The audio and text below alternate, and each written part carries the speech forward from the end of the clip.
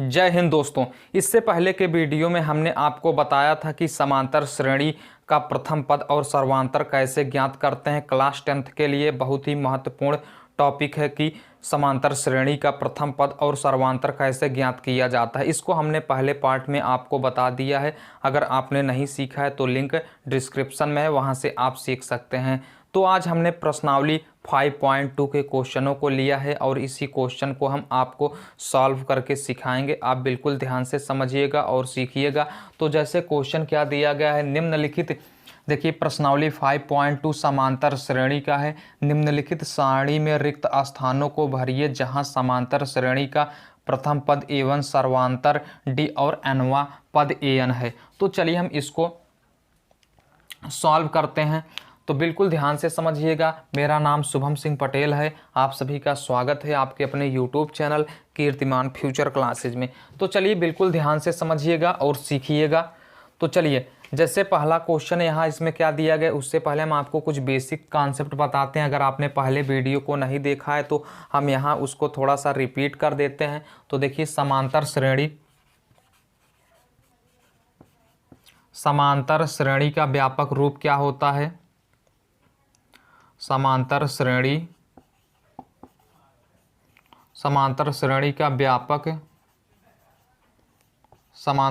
का व्यापक रूप होता है।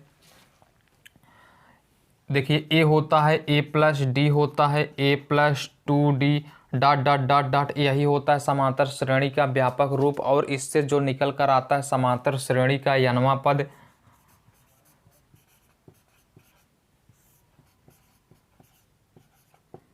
समांतर श्रेणी का nवां पद। समांतर श्रेणी का nवां पद AN इज इक्वल टू होता है A+N-1 इंटू D। ये समांतर श्रेणी का nवां पद है। समांतर श्रेणी का nवां पद का मतलब जैसे मान लीजिए अगर कोई भी पद दिया गया, जैसे मान लीजिए 1, 3, 5 इस प्रकार से कोई समांतर श्रेणी दी गई है। अगर आपसे पूछे कि 20वां पद इसका क्या होगा तो उसके लिए फार्मूला है nवां पद इज इक्वल टू है A+N-1 इंटू D, उसका फार्मूला है। तो चलिए हम इस फार्मूले का उपयोग करके इन क्वेश्चनों को सॉल्व करते हैं। तो चलिए नंबर 1 क्वेश्चन को हम सॉल्व करेंगे। देखिए यहाँ प्रथम पद, जो समांतर श्रेणी दी गई होगी उसका पहला पद ही प्रथम पद कहलाता है, यानी ए कहलाता है। तो कोई भी समांतर श्रेणी दी गई है तो उसका पहला पद ही उसका प्रथम पद कहलाता है। और सर्वांतर, मान लीजिए कोई समांतर श्रेणी दी गई है तो दूसरे पद में से पहले पद को घटाना और तीसरे में से दूसरे पद को घटाना और चौथे पद में से तीसरे पद को घटाने पर जो अंतर आता है, अगर अंतर समान है तो वो क्या है, समांतर श्रेणी है। जो अंतर आएगा वही क्या होगा, सर्वांतर होगा। तो चलिए हम आपको बताते हैं। जैसे पहला क्वेश्चन क्या दिया गया है, A इज इक्वल टू 7 है। तो A इज इक्वल टू हमने 7 लिखा। D इज इक्वल टू कितना है, D बराबर 3 है। और N इज इक्वल टू क्या है, N बराबर 8 है। यहाँ निकालना क्या है, AN निकालना है। तो AN इज इक्वल टू क्या हो जाएगा। तो बिल्कुल ध्यान से समझिएगा। इसी फार्मूले में लिखेंगे, इस फार्मूले में रखेंगे। इसको हम समीकरण नंबर 1 मान लेते हैं, लिखेंगे। समांतर श्रेणी का जिस प्रकार हम बता रहे हैं उसी प्रकार आप लिखेंगे तो बिल्कुल आसानी से आप कर लेंगे। समांतर श्रेणी का nवां पद क्या हो जाएगा, nवां पद इज इक्वल टू हो जाएगा A+N-1 इंटू D हो जाएगा। किसके बराबर, AN बराबर। तो आपको मान किसका निकालना है, मान AN का निकालना है। तो आप क्या करेंगे, यहाँ इसका मान निकालना है। तो AN इज इक्वल टू क्या हो जाएगा, A का मान क्या है, 7 है तो 7 हो गया। यहाँ देखिए A का मान क्या है 7 और D का मान क्या है 3, N का मान क्या है 8 हो गया। तो A का मान क्या हो गया 7 हो गया, प्लस N का मान क्या है 8 है तो 8 हो गया, -1 हो गया। देखिए -1 तो -1, D का मान क्या है 3 है। तो इसको सॉल्व करेंगे। AN इज इक्वल टू क्या हो जाएगा, देखिए 7 हो गया, प्लस 8 में से 1 को घटाएंगे तो 7, 7 गुणे 3 कर देंगे तो दिस इम्प्लाई को हो जाएगा 7 + 7 + 7 = 21। तो 7 में 21 को जोड़ेंगे तो 28 हो जाएगा। तो दिस इम्प्लाई यहाँ से क्या निकल कर आएगा, यहाँ से AN इज इक्वल टू क्या निकल कर आएगा, AN इज इक्वल टू 28, जो कि क्या है, यही राइट आंसर है। तो यहाँ AN का मान क्या निकल कर आएगा, 28। तो इस प्रकार आप क्वेश्चनों को सॉल्व करेंगे और बेहद आसानी के साथ सॉल्व कर लेंगे। तो an का मान क्या निकल कर रहा है, 28 निकल कर रहा है। तो उम्मीद करते हैं आप इसे बिल्कुल आसानी से समझ गए होंगे।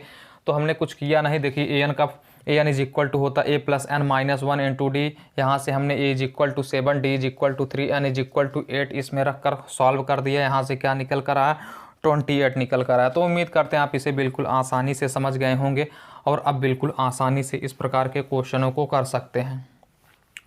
तो चलिए बिल्कुल ध्यान से समझिएगा। चलिए इसमें दूसरा पॉइंट क्या दिया गया, दूसरे पॉइंट को चलिए हल करते हैं।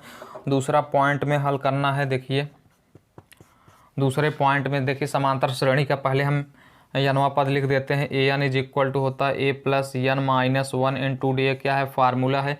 और चलिए हम दूसरे को हल कर रहे हैं। दूसरे में देखिए ए इज इक्वल टू क्या दिया गया, ए इज इक्वल टू -18 दिया गया। यहाँ देखिए इसका मान आपसे पूछा है, यानी डी का मान पूछा है। और यहाँ देखिए क्या है, एन इज इक्वल टू 10 दिया गया और ए एन इज इक्वल टू 0 दिया गया। तो चलिए हम इसको रखते हैं और सॉल्व करते हैं। देखिए क्या क्या दिया गया उसको सबसे पहले आप लिखेंगे। ए इज इक्वल टू क्या दिया गया, -18, तो ए इज इक्वल टू -18 हो गया। और डी बराबर पूछा है तो d is equal to question mark कर देंगे, क्योंकि डी का मान पूछा है। एन इज इक्वल टू क्या दिया गया 10, तो एन इज इक्वल टू 10 लिख देंगे। और ए एन इज इक्वल टू क्या है 0, तो ए एन इज इक्वल टू 0 हो जाएगा। तो लिखेंगे समांतर श्रेणी का यनवा पद इज इक्वल टू क्या होता है, समांतर श्रेणी का यनवा पद इज इक्वल टू होता है ए एन। समांतर श्रेणी का यनवा पद यानी a n is equal to होता है a plus n minus 1 into d होता है। तो ए की जगह पर आप क्या रखेंगे, -18 रखेंगे, तो -18 हो गया। प्लस एन की जगह पर क्या रखेंगे, 10 रख देंगे तो 10 हो गया, -1 हो गया। डी की जगह पर आप क्या रखेंगे, डी की जगह पर देखिए क्या दिया गया, डी का मान निकालना है तो आप डी लिख देंगे, क्योंकि डी का मान निकालना है तो डी ही लिख देंगे। तो ए एन इज इक्वल टू क्या दिया गया, ए एन की जगह पर हम यहाँ 0 लिख देंगे। तो देखिए 0 हो गया, इज इक्वल टू देखिए -18 हो गया, प्लस देखिए यहाँ 10 में से 1 को घटाएंगे 9, 9 में डी का गुणा करेंगे तो 9d हो गया। देखिए दिस इम्प्लाई क्या हो जाएगा, यहाँ देखिए माइनस से इधर आएगा तो प्लस हो जाएगा, यानी क्या हो गया 18 इज इक्वल टू 9d हो गया। तो दिस इम्प्लाई देखिए 9d इज इक्वल टू क्या हो गया 18 हो गया।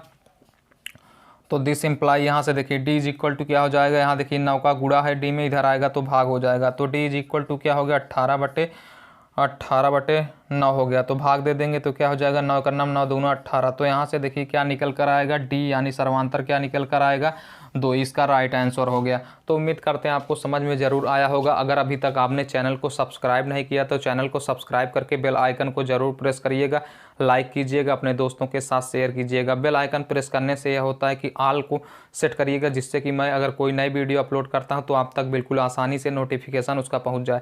तो ये आपसे यही रिक्वेस्ट है कि अगर अभी तक आपने चैनल को सब्सक्राइब नहीं किया तो चैनल को सब्सक्राइब जरूर करिएगा, लाइक कीजिएगा, अपने दोस्तों के साथ शेयर कीजिएगा। चलिए फिर लेते हैं नंबर तीसरा क्वेश्चन। आप दूसरा बिल्कुल आसानी से समझ गए होंगे और इस प्रकार बिल्कुल आसानी से इस क्वेश्चन को कर सकते हैं।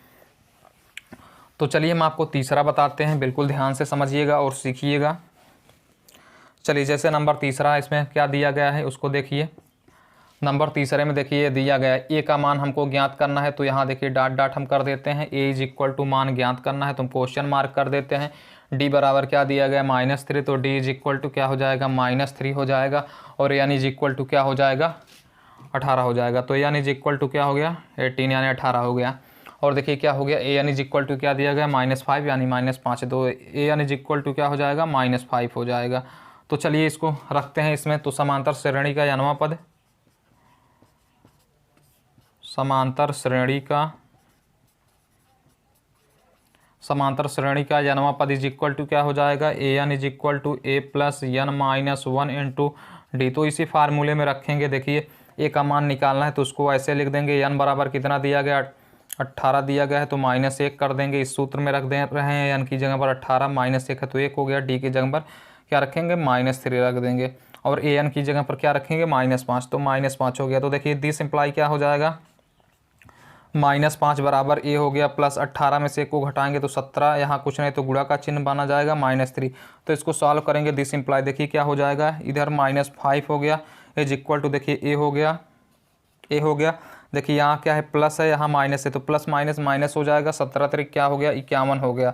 तो दिस इम्प्लाई देखिए यहाँ क्या है माइनस का इधर आएगा प्लस का हो जाएगा, यानी ए इज इक्वल टू क्या हो जाएगा -5 प्लस 51। इसको जोड़ देंगे तो क्या हो जाएगा, ए इज इक्वल टू क्या निकल कर आएगा 46। यही क्या हो गया right answer. A is equal to 46 क्या हो गया राइट आंसर। तो नंबर तीसरे में क्या निकल कर आएगा, ए इज इक्वल टू 46। यही क्या हो गया राइट आंसर हो गया। तो इस प्रकार नंबर तीसरे को भी आप समझ गए होंगे। समझ में आ रहा तो लाइक करिएगा। इस प्रकार आप बिल्कुल आसानी से क्वेश्चनों को कर सकते हैं। बस हमने एक ही जगह पर मान रखा, ए का मान निकालना था, डी की जगह पर -3 और एन की जगह पर 18 और एन की जगह पर -5 को रखकर सॉल्व किया तो यहाँ से मान निकल कर आया। यहाँ से मान ए इज इक्वल टू क्या निकल कर आया 46 निकल गया। तो उम्मीद करते हैं इस भी आप बिल्कुल आसानी से समझ गए होंगे। चलिए फिर लेते हैं आगे का, आगे क्या दिया गया है क्वेश्चन उसको दे लेते हैं। नंबर चौथा देखिए क्या क्या दिया गया है उसको लिखिए। देखिए नंबर चौथे में दिया गया है, नंबर चौथे में दिया गया ए इज इक्वल टू दिया गया है -18.9 दिया गया है। और देखिए डी इज इक्वल टू क्या दिया गया 2.5, डी इज इक्वल टू 2.5 दिया गया है। एन का मान पूछ रहा है तो n is equal to question mark कर देंगे, जिसका मान पूछेगा उसे क्वेश्चन मार्क कर देंगे। एन इज इक्वल टू क्या है, एन इज इक्वल टू है 3.6। तो चलिए रखते हैं मान को और सॉल्व करते हैं। तो लिखेंगे समांतर श्रेणी का, समांतर श्रेणी का यनवा पद, समांतर श्रेणी का यनवा पद क्या हो जाएगा, समांतर श्रेणी का यनवा पद a n is equal to हो जाएगा a plus n minus 1 into d हो जाएगा। तो यहाँ चलिए रखते हैं मान को, ए की जगह पर रखेंगे। ए एन किसका मान निकालना है, ए एन की जगह पर देखिए 3.6 रख देंगे, ए की जगह पर -18.9 रख देंगे, प्लस एन का मान निकालना है तो एन को वैसे लिख देंगे एन -1। डी की जगह पर क्या, डी की जगह पर आप क्या रखेंगे, डी की जगह पर रखेंगे 2.5 रख देंगे।